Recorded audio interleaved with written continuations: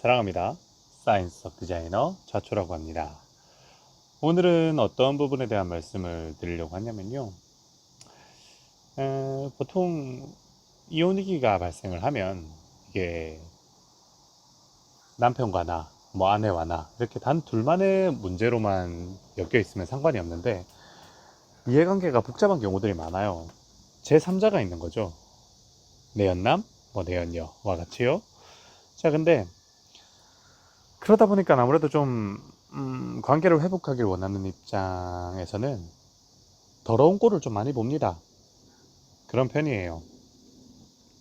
아무래도 상대방은 나와 이혼을 하길 원하고 있고 그 사람은 또 다른 누군가에게 이제 빠져 있다 보니까 좀 약간 안하무인인 경향이 있어요. 나와의 관계에 대해서는 별로 신경을 쓰지 않고 자신이 지금 만족하고 있는 그 관계로 온전히 가기 위해서 올인을 하고 있는 상태이기 때문에 그래서 정말 어떻게 사람이 그렇게 행동을 할 수 있나 싶을 만큼 행동을 하는 경우들이 있는데 그 중에서 대표적인 상황이 주로 이제 남자들이 이런 일들을 많이 벌이는데요. 내연녀와 함께 갔던 곳에 나를 데리고 가는 경우들이 있어요.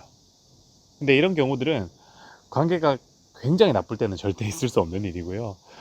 저와 함께 이제 대응 과정들을 이렇게 진행을 하다 보면 상대방의 심경이나 감정들이 바뀌면서 나와의 관계에 대해서도 조금씩 만족감을 느끼기 시작을 하고 나에 대한 감정에도 긍정적인 감정들이 조금씩 생성되기 시작하는 시점부터 이런 현상들이 발생을 하는데 그 사실을 내가 모르면 상관없는데 내가 뻔히 알고 있는 경우들 있잖아요. 내가 뻔히 이게 내 연녀와 갔던 곳인 걸 알고 있는데 그 자리를 나를 데리고 가요. 자, 그러면 이 상황에서 내가 기분이 정말 나쁠 거 아닙니까? 그럼 그 기분이 나쁜 걸 어떻게 해결을 해야 되느냐? 그렇게 기분이 나쁜 상황에서 나는 어떻게 대응을 해야 되느냐라는 부분이 고민이신 분들이 꽤 많습니다. 참 특이한 케이스인 것 같은데 이런 케이스들이 자주 있어요. 그래서 가족님들 같은 경우에는 이렇게까지 행동하는 남편이 있나요? 라는 말씀들을 하시는데 그럴 때마다 제가 번번이 드리는 말씀은 정말 많아요. 그냥 인간 아니라고 생각을 해야 돼요. 이 사람이 나에 대한 감정이 다시 충분히 생기기 전까지는 그냥 짐승이라고 생각을 하시는 게 맞아요. 라고 말씀을 드리고 싶어요. 뭐 이렇게까지는 말씀드리지 않지만 비슷하게 말씀을 드리고 있고요.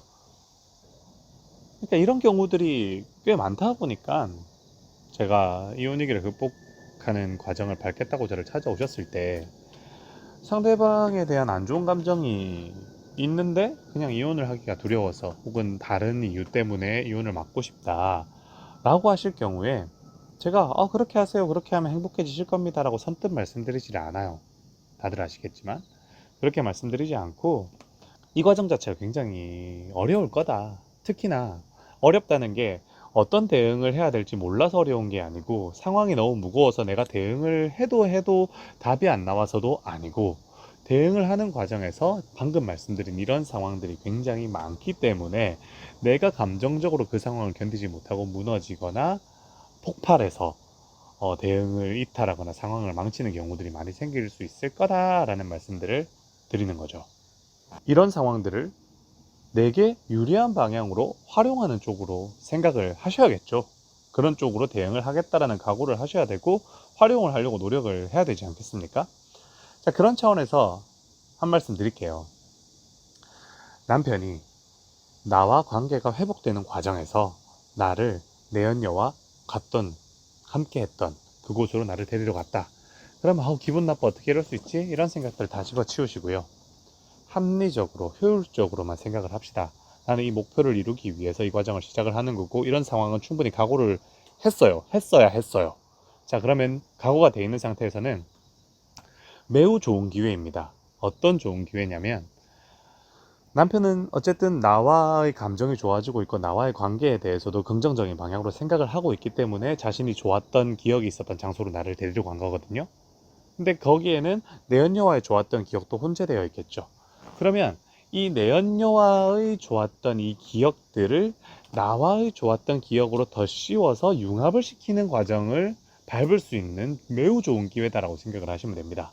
그러니까 내연녀와 좋았던 그 순간에 대한 그 좋은 감정들, 그 좋은 기억들을 나에게 융합을 시켜서 내 것으로 만들어 버릴 수가 있다는 거예요.